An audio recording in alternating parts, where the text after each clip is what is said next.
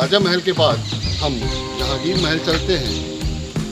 जहांगीर महल और राजा महल के बीच में ये शीश महल है, जो अब मध्य प्रदेश टूरिज्म का होटल शीश महल हो चुका है। तो चलिए अब हम आपके साथ चलते हैं जहांगीर महल और उनकी विशेषताओं को देखते हैं।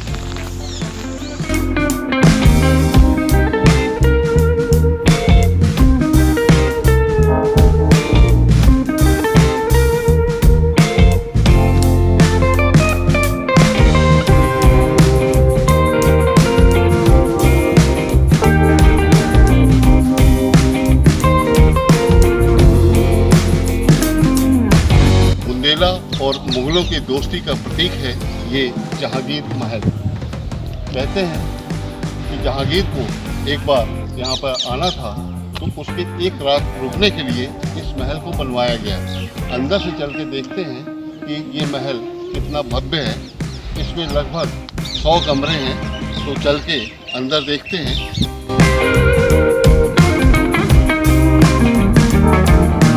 ओरछा की विरासत यहाँ की इमारतों में कैद है।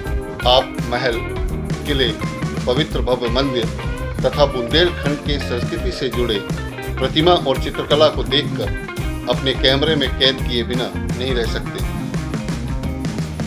मंदिरों और किलों की खूबसूरती का अंदाजा आप इसी बात से लगा सकते हैं कि इनकी चमक आज भी बरकरार है। जहांगीर ने वीर देव सिंह बुंदेला को, जो ओरछा राज्य की बड़ौनी जागीर के स्वामी थे, पूरे ओरछा राज की गद्दी दी थी। इसके बदले में वीर सिंह देव ने जहांगीर के कहने से अकबर के शासनकाल में अकबर के विद्वान दरबारी अबुल फजल की हत्या करवा दी थी।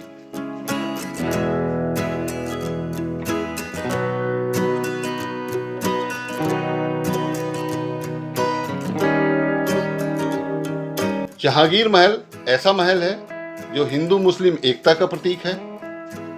एक तरफ इस किले के पत्थरों पर बनी नक्काशी शहर की खूबसूरती बढ़ा रही है, तो दूसरी तरफ देश की संस्कृति का एहसास भी कराती है।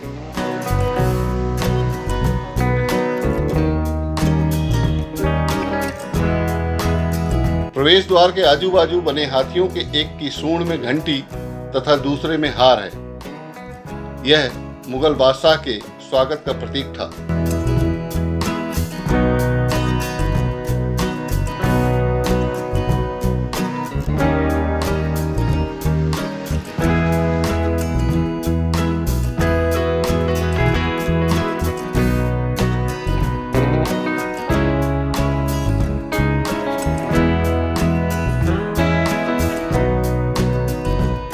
जहांगीर महल वीर सिंह ने अपने दोस्त जहांगीर के लिए सन 1518 में बनवाया था।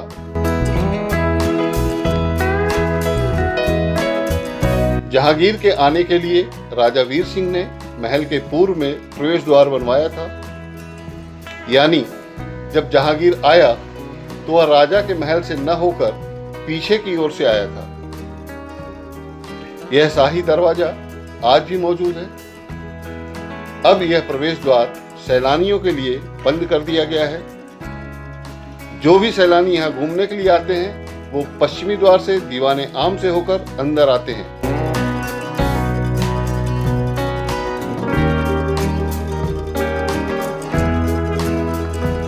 ये महल बुंदेला और मुगल शिल्प कला का एक बेजोड़ नमूना है। ये आयताकार चबूतरे पर बना है और इसके हर कोने पर गोलाकार गुंबद है। इसकी छत पर 8 बड़े धारीदार गुंबद हैं, जिनके बीच छोटे छोटे गुंबद बनाए गए हैं। इस महल में 236 कमरे हैं।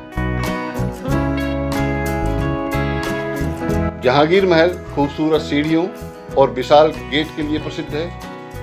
वहीं ये महल बुंदेलाओं की वास्तुशिल्प का भी प्रमाण है।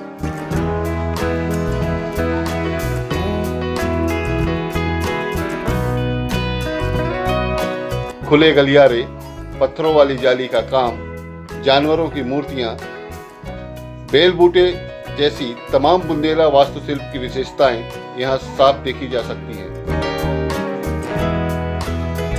कहते हैं इस महल में जहांगीर एक रात रुका था।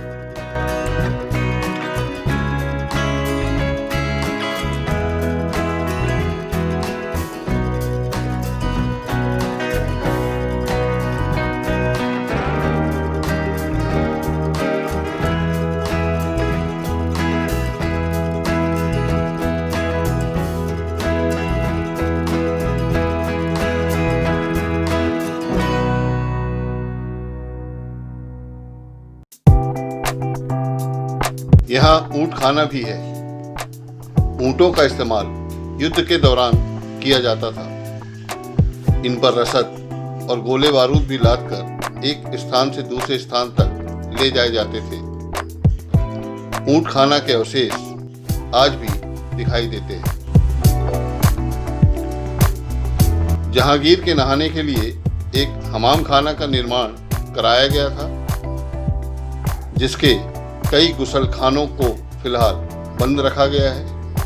यहाँ शाही हमाम मौजूद है।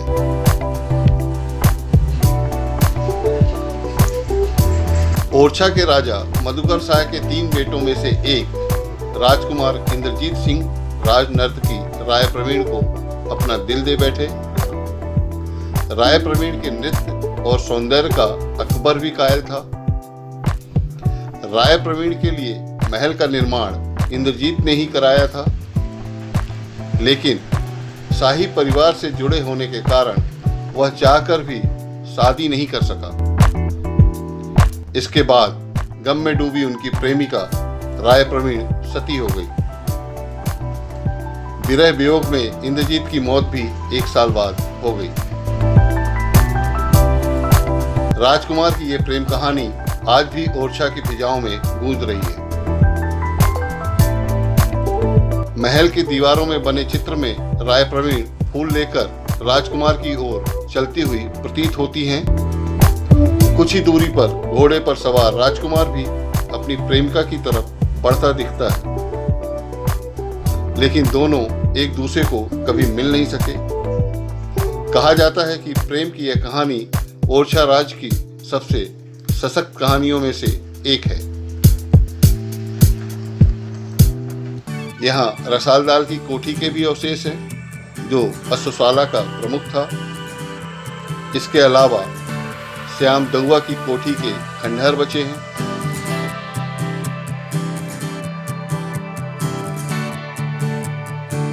रास्ते में ही तोपखाना पड़ता है, जहाँ तोपें रखी जाती थीं।